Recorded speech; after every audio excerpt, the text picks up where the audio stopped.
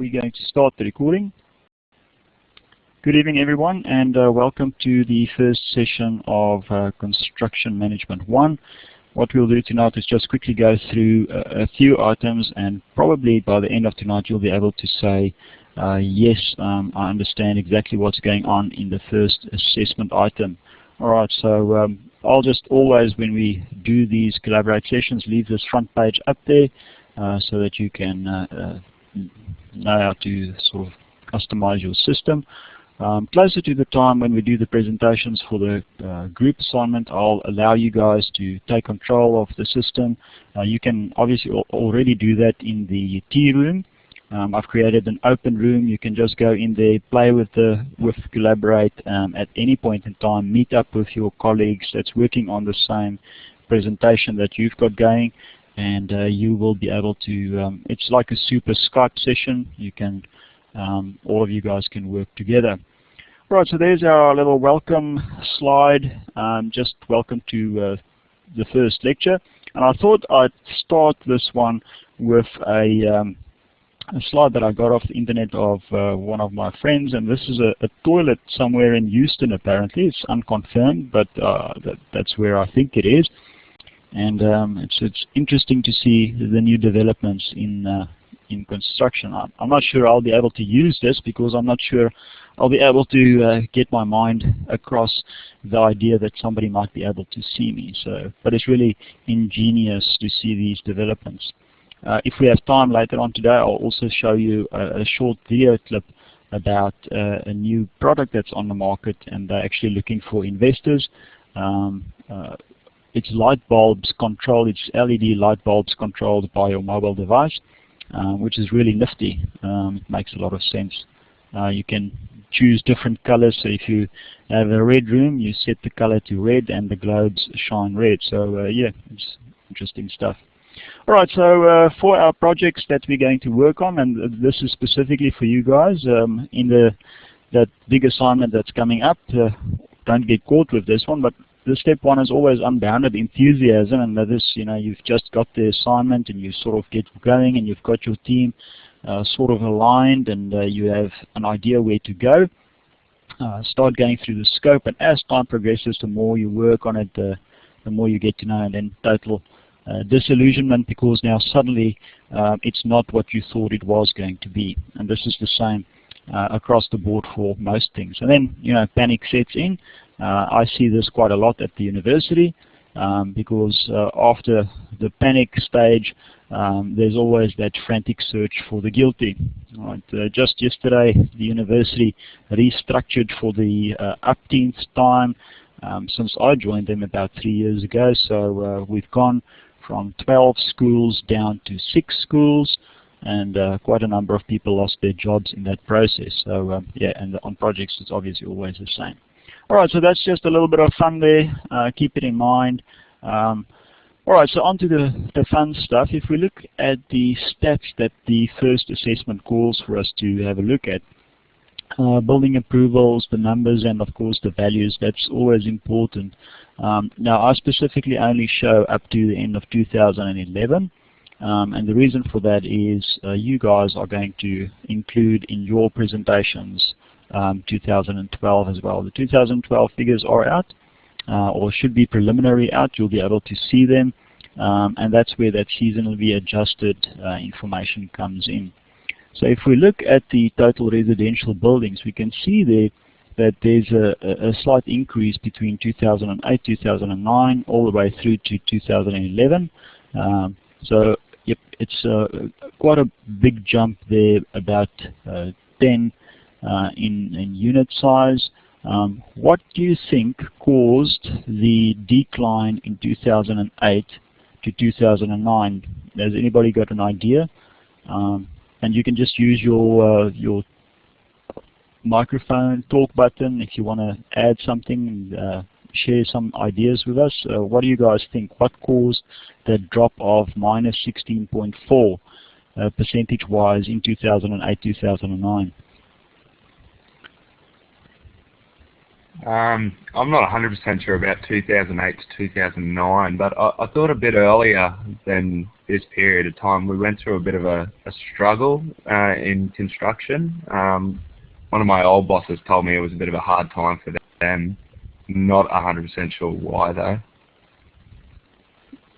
Well, yeah, that's right. If you really think about it, Mark, it's 2008, 2009. That was when the global financial crisis was at its height, and obviously it affected all of the industries as well.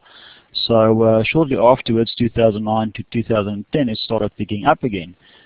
Interestingly enough, if you look at the alterations and additions to residential buildings, you can see there that they weren't as severely affected, but then again, the number is also a little bit slower there, or smaller, so in that sense, maybe it's proportional. So if you do your assessment item, that would be something that would really be interesting to try and interpret. The main thing about these assessment items is obviously always try and interpret as much as you possibly can, because I'm interested in your opinion at the end of the day.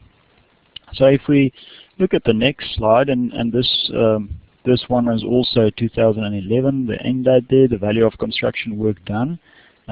We can see there that it's a large number.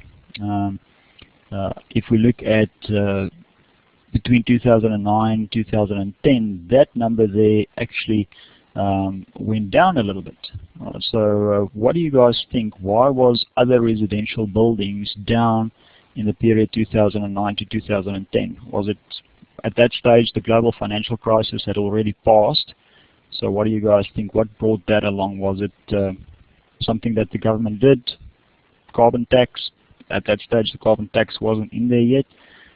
Any ideas? And of course you're welcome to just type it into the little chat window as well if you have anything there, and you can pick it up from there, and I'll be able to respond to that. Alright, so that would also be an interesting question when you do your assessment. Interpret the changes in the market. Try and find out by looking at these trends in the market to see what caused it. If there's a change, an increase or a decrease, what's the cause of it? Yesterday, either yesterday or today, somebody posted a question in the question and answer forum about the decrease in the number of disputes. So that's really, really interesting. There is an answer for that, and I'll share that with you guys later on. I just want to see if the rest of the class takes part in that question and answer forum, and let's see if there's somebody else that can come up with the answer before I give it out to you guys. Alright, so any questions so far? If you can show me with the yes/no button, just say yes or no, and I'll know that. Alright, so there we go. Mark, you don't have any questions. Fine. Perfect. Alright. Let's move on to the next slide. Value of alterations. Alright, so that's also really an indication of where the market is going. So interestingly enough, the main thing about the alterations is, of course, this year the introduction of the disability access changes to the DDA. That's really going to affect construction work, alterations to existing buildings. So keep an eye out for work that is being done to existing buildings and how it affects the disability access. Have any of you guys encountered any issues with DDA at all during the last 12 months? Just once again, yes or no. From my side, I didn't see anything. I haven't. There's one student in the class that's actually a disability access consultant, and she's quite switched on about these things. Really interesting to see where the industry is going with that. Sometimes I wonder if we're over-regulating, but maybe that's a discussion for another night that we'll do as well. Alright, so there's some figures on the slide there, and what I did is I split these from non-residential to total, and obviously you guys will have access to the same information. This comes from the ABS website, so it's reasonably easy to get access to this type of information and then interpret it once again. So when you do your assessment, make sure that you take care of all of these numbers and see how you can depicted graphically. Alright, so lots of graphs, lots of line diagrams, makes it easier to interpret, and then remember to do the write-up at the end of it. Alright, so this is an interesting one, construction activity for the last basically 10 years or so, back to 1999, and the total building down there, you can see there the 2008-2009 slump on the screen there. Obviously that caused a little bit of a slowdown. So let's see if I can get something on the board there. Alright, so that area over there, you can see typically where things slow down dramatically in that period. So that's also where the GFC came in. So if you look at the blue line, total construction, what do you think is the difference between the blue line and the pink line? Is it pink or is it orange? Different screens, doesn't really matter. What do you guys think is the difference between total building and total construction? Why is it shown differently by the ABS? Any ideas? Alright, so yep, Mark, no idea. Alright, that's also fine. So typically, total building, according to the ABS, only refers to domestic structures, alright, so domestic and commercial. So shopping centers, houses, high class or high density structures, anything like that, while total construction on that side refers to everything infrastructure wise. So that would include mines, bridges, railway lines, anything like that, dams, roadworks, that would be total construction. Right, so you can see there's obviously a lot of money going into that area there, and my guess would be that that money comes from the mining industry. Right, so if we look to central Queensland, those areas, Western Australia, that's typically where we'll find most of the activity is happening. If we look at the gross domestic product, we can see that once again in 2009, 2008, over there, we had a reasonable increase. It's around 7%. So every year the GDP, or the contribution to the GDP, is around 7%. And you can see those numbers even if you go back, go back to about 10 years ago. You'll see that it's either 6.8, 7.2, 7.3% on the previous year.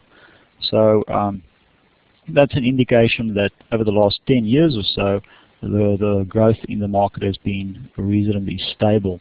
Right, so that's also an interesting thing to note in your report.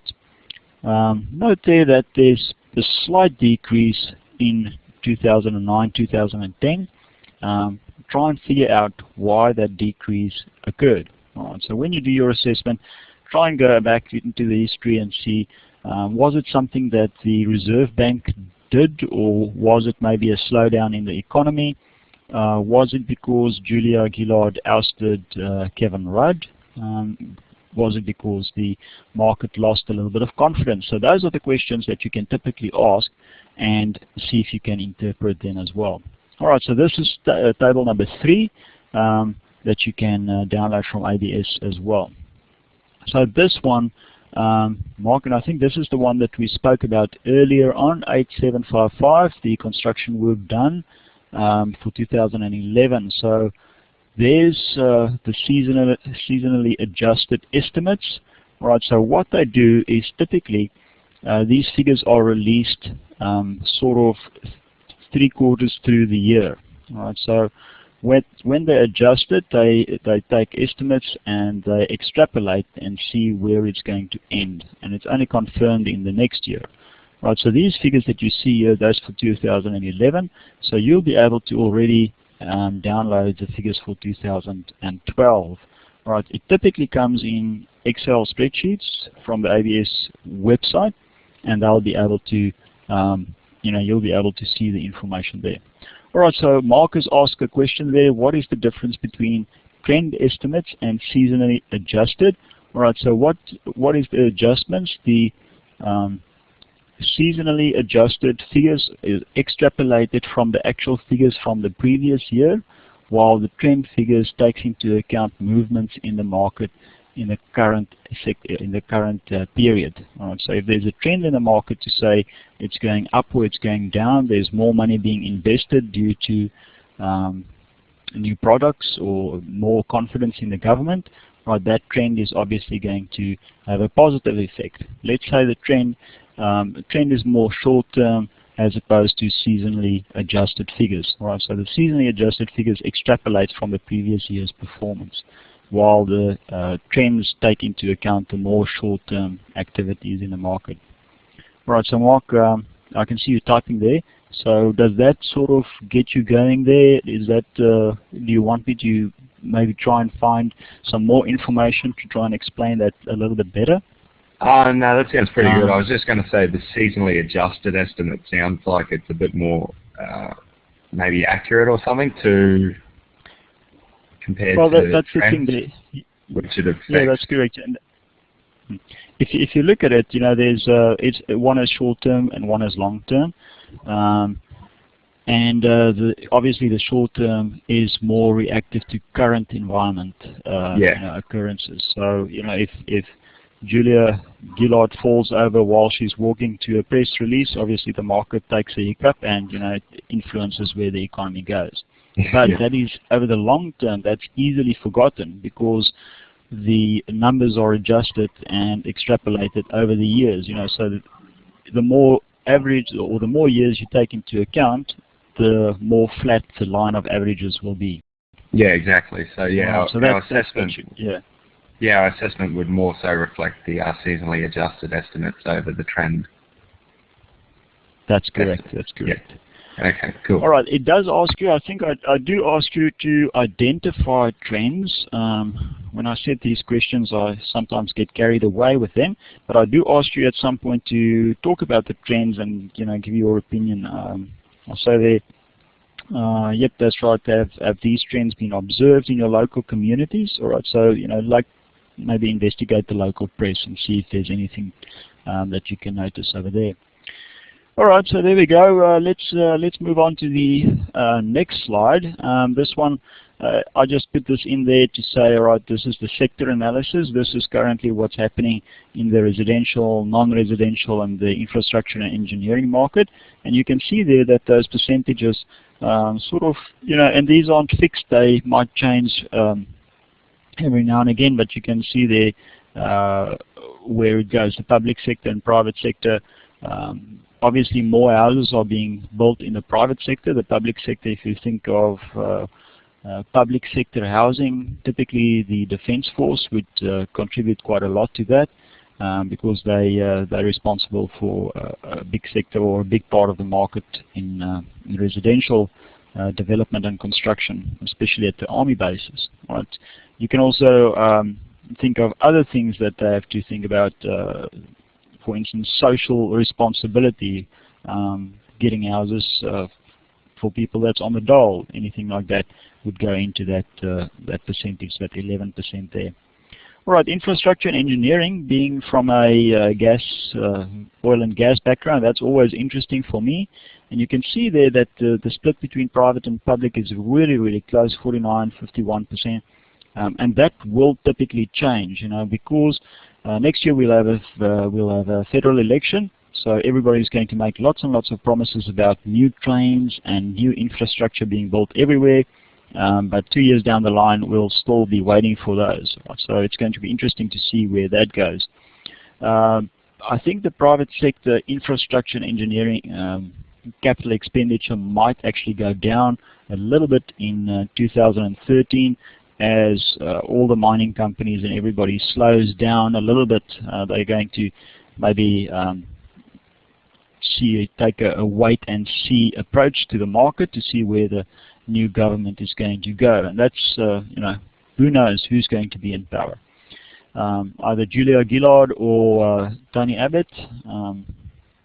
Because I'm not allowed to vote yet, I'm allowed to sit on the fence and throw stones at both of those parties, and yep, it makes it a lot more fun. All right, if we think about the demand and supply, I just put in this slide over here for, you know, this is the main drivers for our economy. The more demand we have for residential properties, the higher our contribution to the GDP is going to be. And the same for the other two aspects, the non-residential and infrastructure and engineering. So non-residential would typically be commercial stuff. All right, so anything commercial, shopping centers, hospitals, anything like that will go in there. What we need to think about is what's the current industry status. That GFC of 2009, 2008, that's still lingering, and the effects haven't completely gone away. And you can see in the States, for instance, it's really interesting. And even in Australia, if you look at the houses in Queensland, about 30% of the houses in Queensland are overvalued, meaning that they are we owe more money on them than they're worth. All right, so that's also going to, at some point, the market is going to start taking its effect there. All right, so if we look at the market demand, we have different sectors, and I try to split these up as easily as we can. We've got the residential stuff, the non-residential stuff, and then, of course, the infrastructure and engineering. So in all of those, we have cookie cutter projects, which are just repetitive work, really easy stuff to do, low cost housing, the same design. The more we do it, the easier it gets. And of course, a certain component of a first of a kind type of project. So that would be in the residential market, would typically be something that's designed by an architect or a building designer into the market, and it's a one-off. It's really difficult to construct because sometimes the architects and the building designers think that we can use sky hooks to get stuff done. All right, so there we go. There's my little jab at the architects. If we think about the non-residential, so commercial, shops, offices, and things like that, there's a slight decline there, about 25, it should be 20 to 25% there on the slide. And the same with engineering and infrastructure. We can see there that represents about 30 to 35% of the total demand. All right, so that, depending on where the mines go, infrastructure and engineering might go up. Hopefully it will, because it creates a lot of jobs and it creates a lot of influx into the market. If we look at the market conditions, the sort of June quarter, and you can access this from the RTA websites. So this is a website that sort of collects this all over the country, so you can go and access it. It's really interesting. It asks you for your postal code, and then it gives you the information.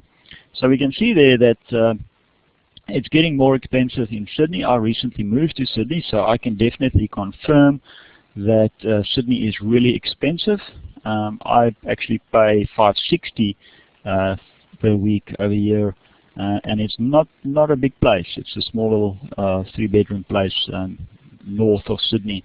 So really it's getting more and more expensive. There's one place, Moranbah, there in just outside of Rockhampton. And the reason for that one to go up so high is because of the fly-in, fly-out aspect. And on that slide there, I've given you the hyperlink as well. I'll maybe post it into the session as well tomorrow. So you can go and have a look at those articles about what's happening in Moranbah. In my opinion, I don't think it's really sustainable to have rents at that level. And we saw that in Gladstone because of the increased rents. People like the local policeman, the traffic cop, the guy that delivers the milk, and the school teachers, they can no longer afford living in Gladstone, so they live in the outskirts of Rockhampton, and they drive up and down. They drive the 100 kilometers a day because it's just too expensive to live locally.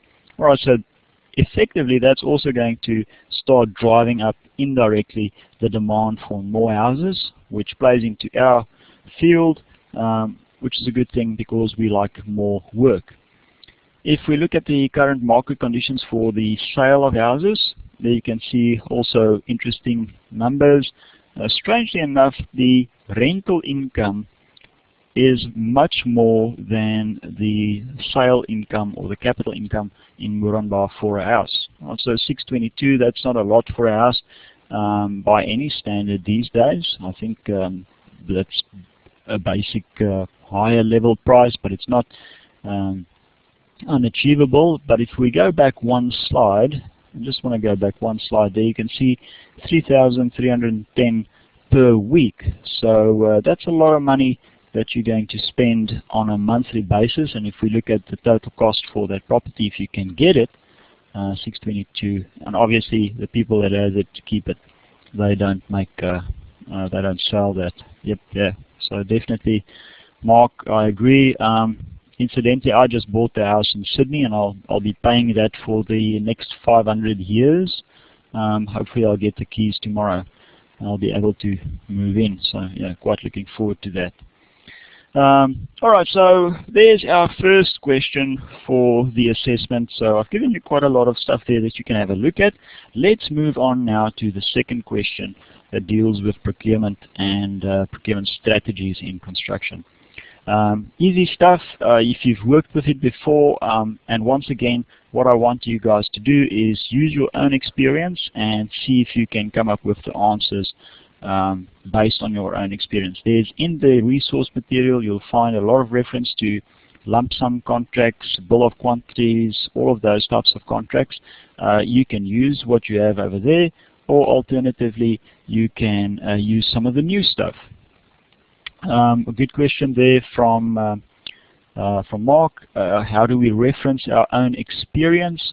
Well, that's a really good question, which I don't really, I don't actually have the answer for you, Mark. What I'll do is I'll go and check out the Harvard referencing technique, and I'll be sending that to you guys tomorrow. You can actually access it from the website, but I'll make sure that I post it into the news forum so that everybody has it. I'll make sure our ladies in the library gives me an example of referencing your own work. All right, so let's have a quick look. Those are just the options. You guys can use this and go and Google it. Wikipedia, even though we're not supposed to use it, that's typically the first place we always start. And I mean, it's Google is your friend. You know, don't make it too difficult on yourself when you try and research stuff. In the end, at the end of every Wikipedia posting, you'll see there's quite a number of references, and that's typically where I go.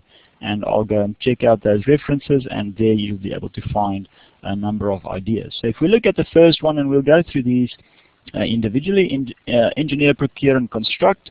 So this is where we've got a professional team working with our client, and our client already has a good idea of what he wants to achieve. All right, so there's a design aspect, there's a procurement aspect, the contractor does all the procurement, and the contractor does all the construction. If we look at the second one, the EPCM, we'll look at these contracts a little bit later on during the course again. So the EPCM, this is now where we get our professional project management team. All right, and we also do a lot of procurement. And the procurement here is different from the EPC, because in this case, the procurement is for and on behalf of the client.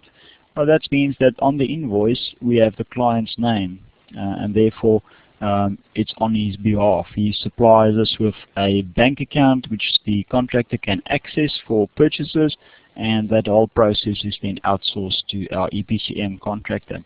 The EPCM contractor also supplies a project manager and a supervisor for the project, so they look after quality and management, and also there's an engineering team. More about that later. Our professional services contract, the PSC, is widely used when there's no actual work being done on site. For instance, let's say we are employing an architect or a quantity surveyor. We'll typically use a professional services contract because they produce documents, and there's no real site risk associated with that. The moment we start moving away from a clear-cut non-site activity, let's say for instance we employ a geologist, and the scope of work calls for the geologist to go and drill some test holes on site. Right, so obviously now he's no longer just sitting in his office producing reports and doing calculations. He's actually now going out onto site, and he's doing a few things over there, so there's more risk, and now we actually have to start thinking about using maybe an EPC or a lump sum or a bill of quantities type of contract to cover the risk on site. All right, so yeah, Mark, you've got a question. Yeah, I was just going to say, in regards to question 2 of assessment 1, I've noticed that you've asked for a project procurement process. Is that a step back further from these contracts as such? It being more so client has a concept and then so on from there? Yes, you're right. You're actually 100% correct. It is one step back. And when I made these slides, I actually thought I structured the question differently, but it's fine. The next couple of slides will get you what you need for question number 2. Cool. So if in the next, say, 5 or 10 slides you haven't got the answer yet, just put your hand up again and we'll go through that in detail. Cheers. All right.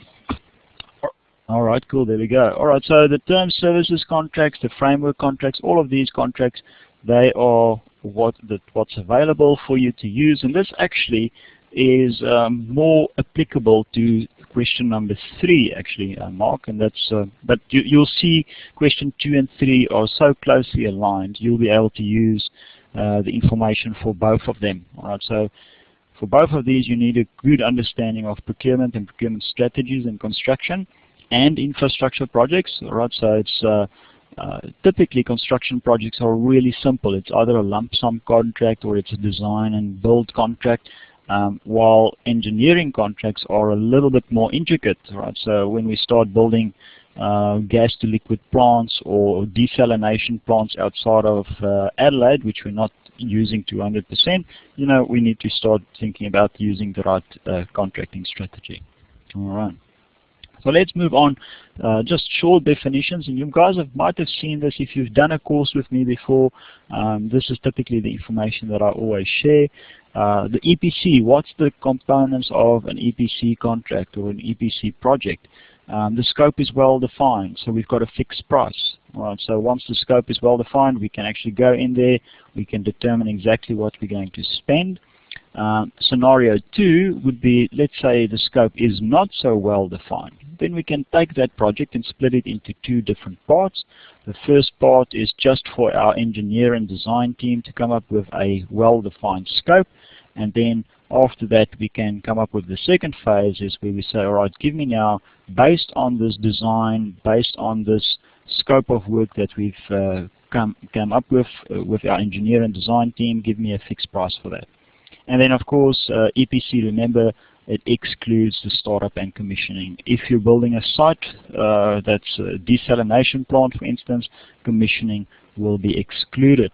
All right, so typically EPC will be used by a client that's got a good idea of where the market's going. They've got maybe 2 or 3 other plants operational already, and they want to commission it themselves. All right, in that sense, they know how to commission and start up, and they know what the sort of parameters of capacity for that plant should be. All right, they know that they need to make so many megaliters of water from seawater. All right, so the parameters of performance are well defined, but the scope of construction, that scope of the construction might not be so well defined.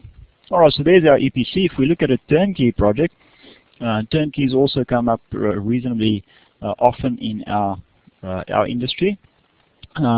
This is typically, the definition is typically for a single contractor. That contractor has some kind of speciality, so it's a technology that they've patented, it's intellectual property maybe.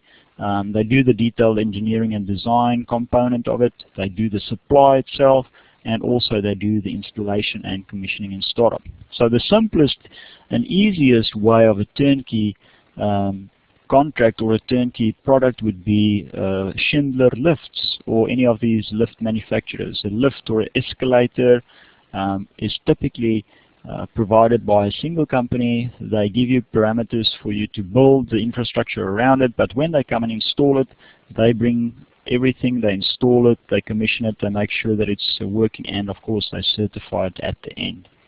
Another example, a more technical example, might be something like a tank farm. All right, so if you've got a gas to liquid plant or a petroleum plant somewhere in Western Australia, and you've got a tank farm with a collection of big tanks, that would be done by a turnkey contractor as well.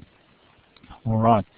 All right, so if we look at the typical EPCM turnkey management type structure, different ways of looking at it, there's always going to be a single client or a group of clients that's singular in structure. There will be a main contractor, and then of course we'll have a subcontractor over there. So something that's wrong on this slide is that M shouldn't be this is actually just an EPC. All right, so let's see how good I am with my mouse. So you can see this is only an EPC and definitely not an EPCM. All right, so the EPC, turnkey, and management type contract looks the same. All right, so the other one that's going to have more or less the same type of layout is going to be a turnkey contract. All right, so a turnkey contract will typically be our employer, our turnkey supplier, and he is going to supply that technology under his own umbrella. All right, so keep that in mind. If we now look onto the next one, our EPCM, this one is a little bit more intricate. All right, this is a lump sum or reimbursable for the services, which means that we can, for the design aspects, pay per hour. All right, so let's say we've got a big design of a new plant or a new structure that we have to do. We can pay reimbursable rates. All right, so we sell time. The EPCM contractor will sell his time to our employer, and the employer will obviously pay for that. The same with the services that can be engineering and design. The big add over here is, of course, the procurement for and on behalf of the client. All right, so that means that our contractor now can go out and bargain on behalf of his client, and the reason they do this, EPCM contractors typically are in a position to negotiate bigger discounts. All right, and then of course there's a management aspect of it, and this can be a multiple of contracts. It doesn't need to be only one contract, and we can see that in the market at the moment the EPCM contracts are really picking up speed. All right, so there's our structure for an EPCM contract. You can see there that we've got our employer, and I tried to split the screen there in two parts so you can see what's happening. Our EPCM contractor sits on this side, and he takes control of basically the design, the procurement, and of course the specialist that's part of his design team. All right, I see we've been joined by Reese. Reese, welcome. Not sure if you can hear us. If you can just give us a show of hand if you can hear us, or if you get stuck. All right, so yep, you've got a question there. All right, so I take it you can hear us, so that's fine. If you want to say something at any point in time, just click on the talk button. That will give you a microphone. You'll be able to talk to the rest of the class. All right, so let's move on. Interestingly enough, what do you see on this board here, or on this slide here? We've got our EPCM contractor that's sort of sitting in this half of the screen. All right, and our EPCM contractor does not do any of the physical work himself.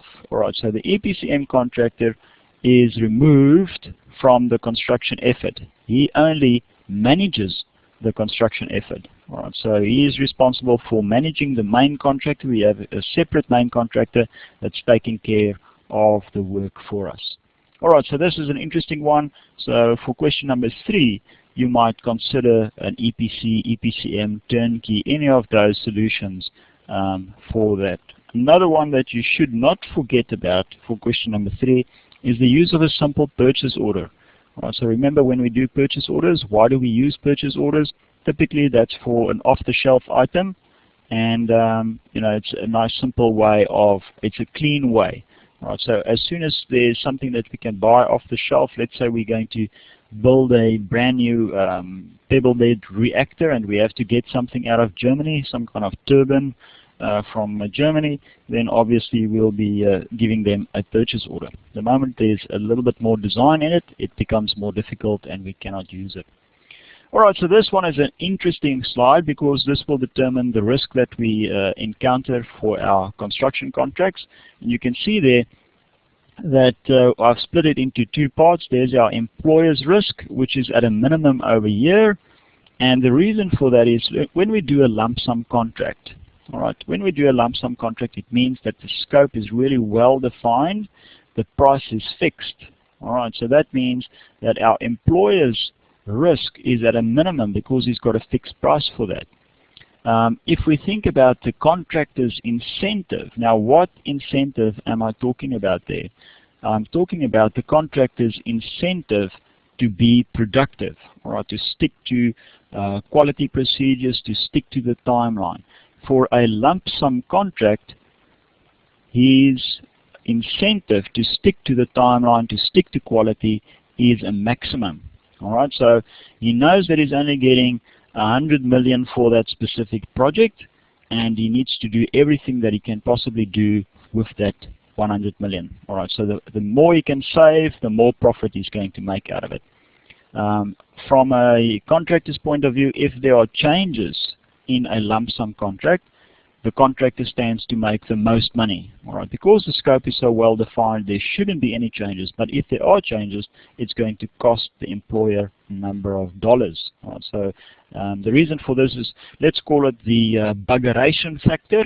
The employer is buggering around with the contractor's plans and schedule, and therefore he needs to pay for that. All right, so if we look at the bills of quantities, you'll see that the bill of quantities sort of starts moving down, and of course the risk starts changing around. So if we look at a management contract, which is effectively a cost plus fee type contract, we see that the employer's risk is at the absolute maximum, and our contractor's incentive to work quality-wise, keep into timelines, all of those things is at a minimum. All right, so in this case, a management contract or a cost reimbursable contract basically spells the word or the acronym BOICA, which is bend over, here it comes again, because what we do is we basically give our contractor a blank check, and it's difficult to control. One of the biggest things that we see with management contracts is, of course, difficulty to control the quality, and how do we know how many hours they actually spend on the project. So those are one of the questions that you can think about. All right, so now this leads on to question number 2. Mark, your question earlier on about the processes. So what I've done there on that slide is I've given you the differences between typical engineering projects, manufacturing, computer programming, just to be different, and of course construction. And you'll see along these lines, all of these are typical, there's typical items in there that's more or less the same, and that's the same for most of the contracts. So our construction, because we're so different, we have the most steps in there: planning and data gathering, studies in basic engineering, and all of those steps goes into the life cycle phases of a specific project. All right, so keep this in mind when you start doing question number 2. So if we look at a stage gate approach, and this is typically a possible solution for question number 2. All right, because what I've asked you to do is to give me a procurement process. All right, so behind this stage gate approach sits a process. All right, so you have to get through the different gates, and we can see there's gate number A, gate B, gate C, D, and E. And before you can step through these gates, you obviously have to satisfy the requirements for each of those gates. All right, and that will give you a good idea of how to develop your process. So we're not going to spend too much time on this. If you want this, I can definitely make it available. You can also go onto the no, it's not okay if your process looks exactly the same as mine. What can we say? You have to be original, at some point in time. All right. If you change the colors, of course, I'm easily confused. If you change the colors and the fonts, it might just slip through. So, yeah, I'll leave you with that. So the bidding process there, let's look at that. You can see there's a few steps that I came up with a while ago for one of my small little projects that I was playing about. And what the employer basically wanted is, let's say he wanted us to come up with a flow chart to say, this is the process that we'll go through for a project. All right, so we identify the prospective contractors. There's a pre-screening process that we go through, and obviously we've got a lot of data from our contractors available, we can have a look at that. If there's not enough, we ask them for more, so we interact with them. And then, of course, we come up with either 5 to 7 or smaller numbers. It doesn't really matter how many of those we come up with. And then, of course, from there onwards, we do a decision analysis. All right. So the decision analysis is actually part of the next question. All right. So Mark, I see you joined us and you've left us. Are you guys still around? Just show me a yes or a no. All right, so yep, I can see you still there. All right, and Mark, you're typing a message, so I'll see that just now. All right, so if you look at the next question, I think it's question number 4. Is it question number? Yep, question number 4 deals with a decision analysis. So we'll talk about that some more. Yep, all right, so you've lost the connection. Doesn't matter. We're happy to have you back. It happens from time to time, especially when you threaten to copy my stage gate approach for your answers. All right, so there we go.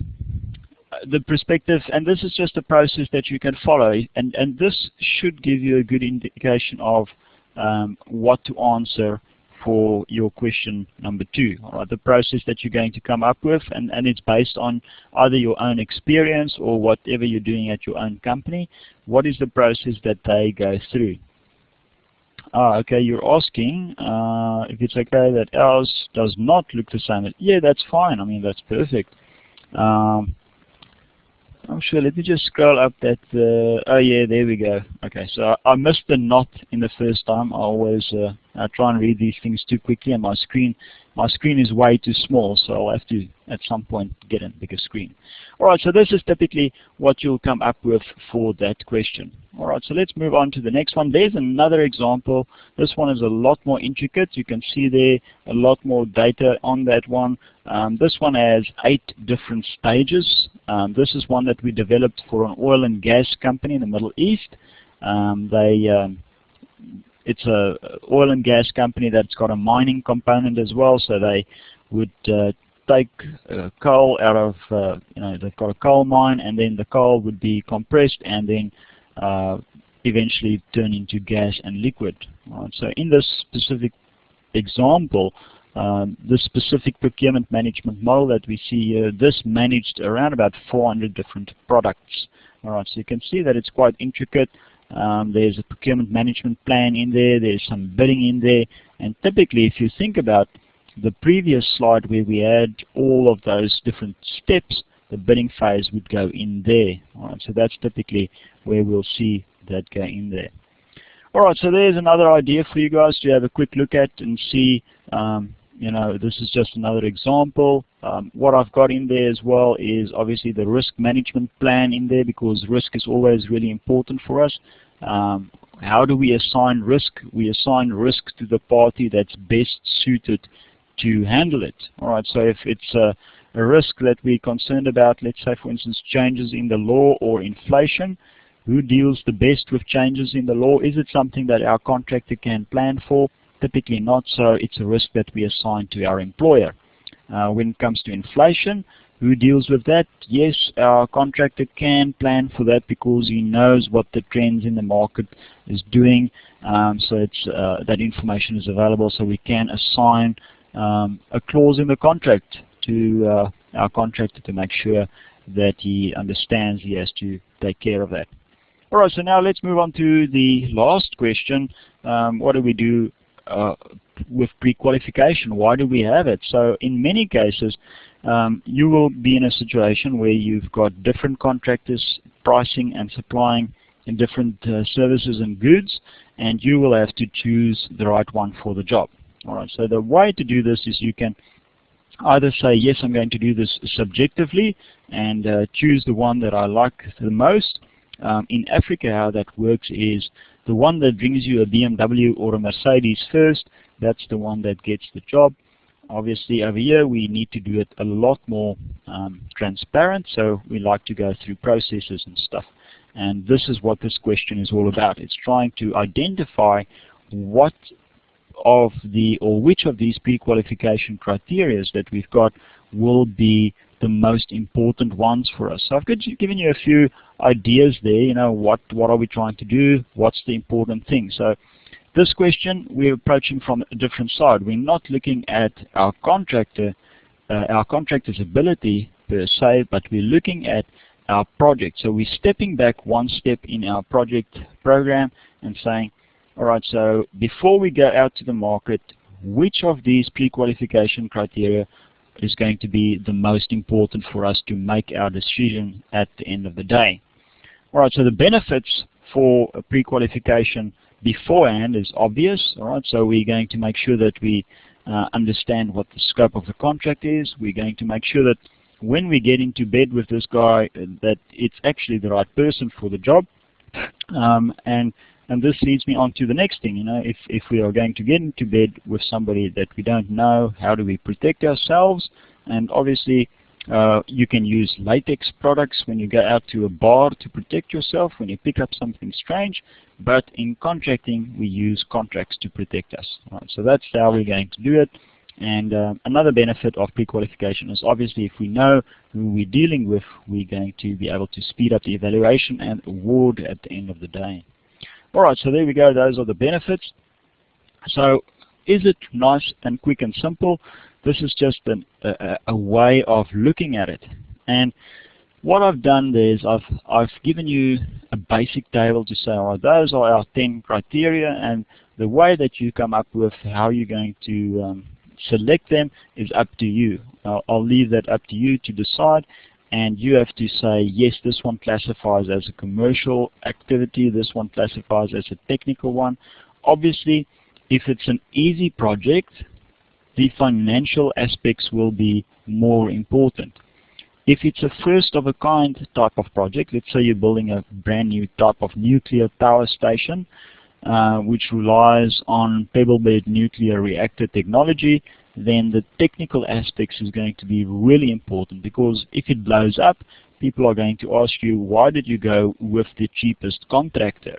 All right, so these are the questions that you typically have to think about.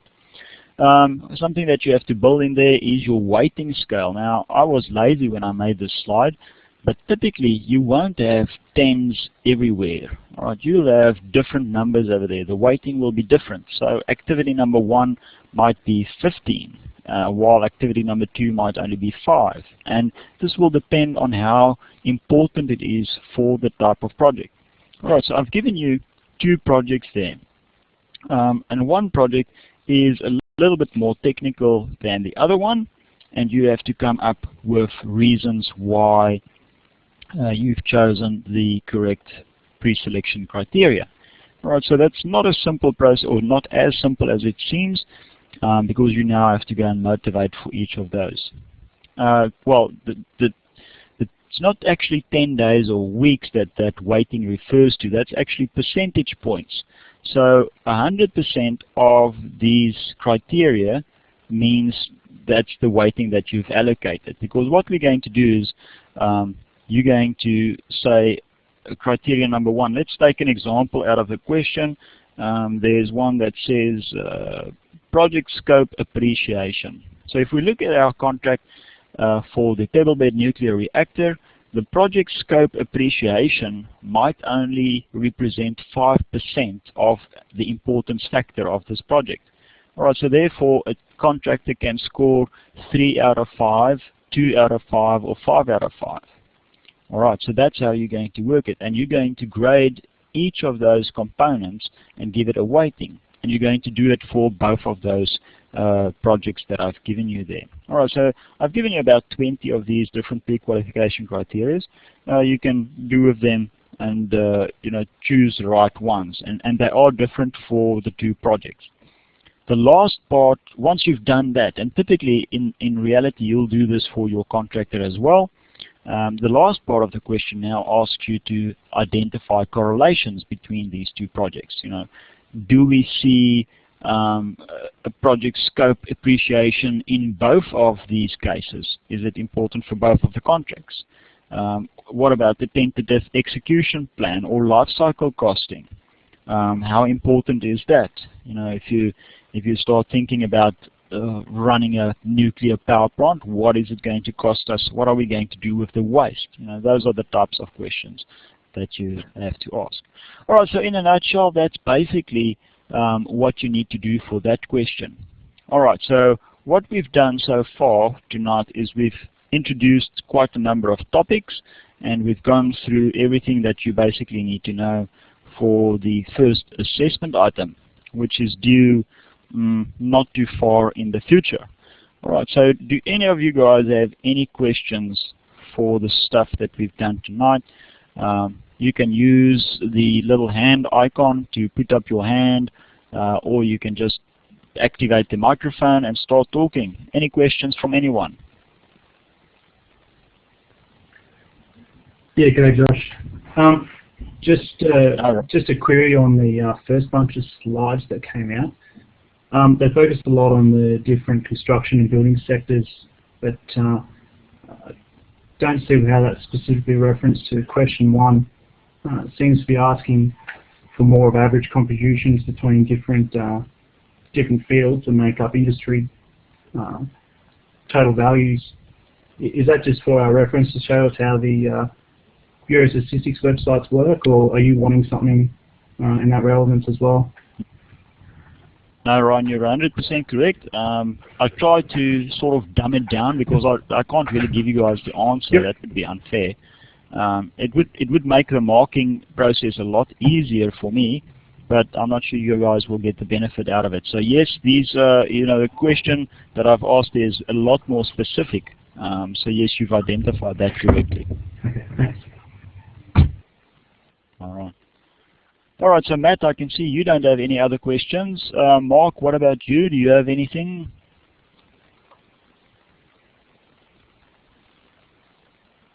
All right, so Matt, you also, okay, Mark, also no questions from you then. All right, so if there are no questions from you guys, what I might do is close the session, and yeah, I'll see you next week. We won't have a lecture. Next week I'm away on business for the university. So, yep, what we'll do in 2 weeks' time, I'll put up another session like this. And if you guys need to have another session in between, just let me know, and you can go there. Obviously, let's just quickly have a quick look and see. I'll quickly share my desktop with you guys.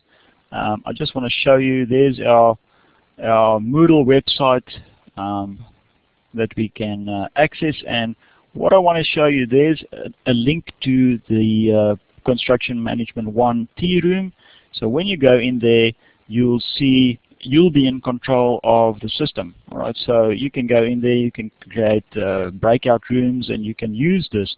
And the idea behind this is so that you guys can use this to prepare your big assessment item that deals with your business plan. All right, so if you're working in a team, it makes it a little bit easier. You can set up a specific time to meet your colleagues and friends, and join it in there.